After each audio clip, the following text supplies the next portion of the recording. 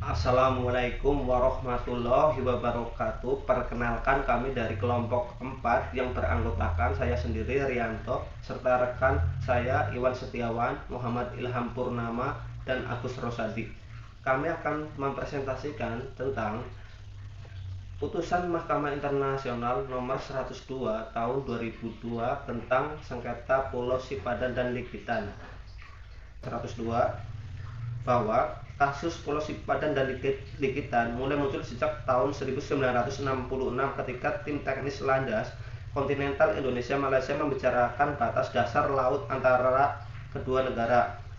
Kedua Pulau Sipadan dan Likitan tertera di peta Malaysia sebagai bagian dari wilayah negara RI, padahal kedua pulau tersebut tidak tertera pada peta yang menjadi lampiran Perpu nomor 4 tahun 1960 yang menjadi pedoman kerja tim teknis Indonesia. Kedua belah pihak sementara sepakat mengatakan dua pulau tersebut dalam status quo.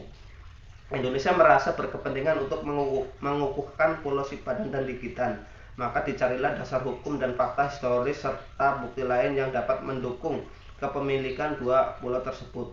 Di saat yang sama, Malaysia mengklaim bahwa dua pulau tersebut sebagai miliknya sesuai peta unilateral 1979 Malaysia, serta mengemukakan sejumlah alasan, dalil hukum dan fakta. Dilihat dari letak kedua pulau ini dapat disebut zona perbatasan atau frontiers yang seharusnya bisa digunakan sebagai titik pangkal garis pangkal kepulauan Indonesia.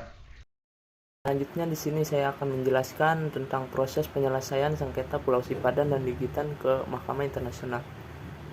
Kasus penyelesaian sengketa antara dua pulau Sipadan dan Likitan merupakan kasus hukum internasional antara negara dan negara, di mana subjek hukum internasional dalam hal ini adalah Indonesia dan Malaysia. Akibatnya, kedua negara telah menjadi negara berdaulat dengan sistem pemerintahan sendiri bagi warganya. Sedangkan subjek hukum internasional adalah Pulau Sipadan dan Likitan yang merupakan hasil klaim dua negara atas kedua pulau tersebut. Ketika menangani masalah perselisihan antara negara, ini berarti bahwa masalah tersebut adalah masalah hukum internasional publik. Secara internasional, penyelesaian sengketa pulau de jure dan de facto adalah milik Malaysia. Artinya, pengakuan tersebut sesuai dengan kaidah hukum internasional dan fakta lapangan, meskipun Indonesia sebenarnya telah mengatur dan mengelola pulau itu secara internasional di bawah keputusan MI. Negara Malaysia memiliki yurisdiksi atas Pulau Sipadan dan Likitan. Jadi pengakuan negara sangat penting dan mendasar dalam memajukan perdamaian dunia. Dengan cara ini, setiap negara memiliki kualifikasi sistematis untuk diakui oleh masyarakat internasional atas dasar hak terkait timbal balik. Lalu selanjutnya yaitu adanya kasus batas wilayah yang bersangkutan dengan negara Indonesia menurut adanya jalur penyelesaian yang adil dan damai dan aman sesuai dengan prinsip perdamaian dunia. Oleh karena itu, jalur penyelesaian yang dilakukan oleh kedua negara awalnya adalah jalur damai melalui perundingan berdasarkan tingkat pemerintah kedua negara. Namun akibat belum bisa menemukan jalan terang, maka penyelesaian kasus Sipadan dan Likitan disepakati kedua negara untuk diajukan di Mahkamah Internasional MI pada tahun 1998.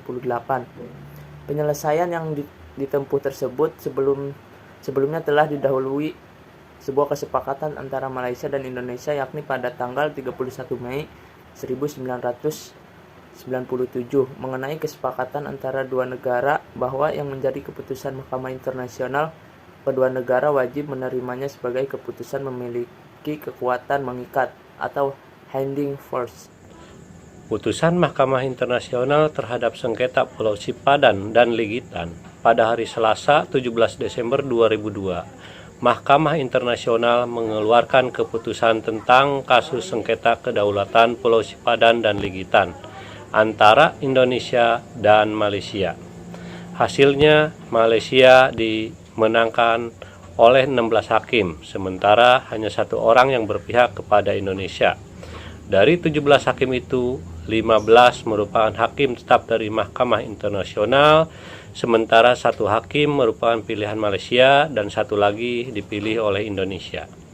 Putusan yang memenangkan Malaysia sebagai pemilik sah Pulau Sipadan dan Ligitan oleh Mahkamah Internasional didasarkan pada pertimbangan lain, yakni prinsip pengendalian dan penguasaan efektif occupation.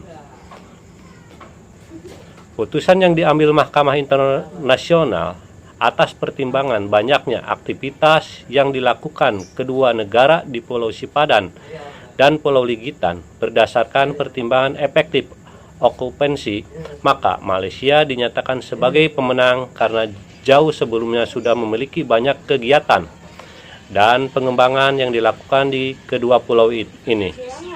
Sementara aktivitas dan kegiatan yang dilakukan di Indonesia itu sendiri di wilayah kedua pulau diketahui sangat minim. Putusan Mahkamah Internasional yang memenangkan status kepemilikan kedua pulau itu kepada Malaysia tersebut bersifat legal and binding atau mengikat secara hukum bagi kedua pihak, yakni Indonesia dan Malaysia.